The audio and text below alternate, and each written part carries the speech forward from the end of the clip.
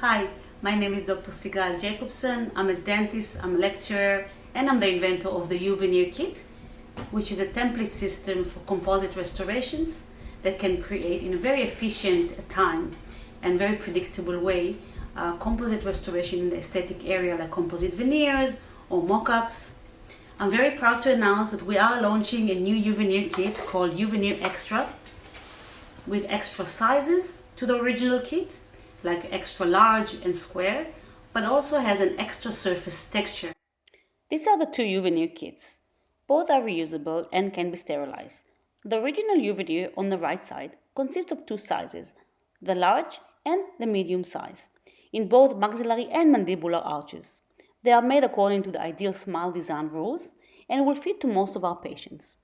The Uveneer Extra kit on the left was scanned from real patients' teeth based on Dr. Jean Haito models. Therefore, the final results are natural with detailed surface texture, including horizontal and vertical lines, or what we called the tertiary anatomy. It consists of 4 sizes to complete the original Uveneer kit.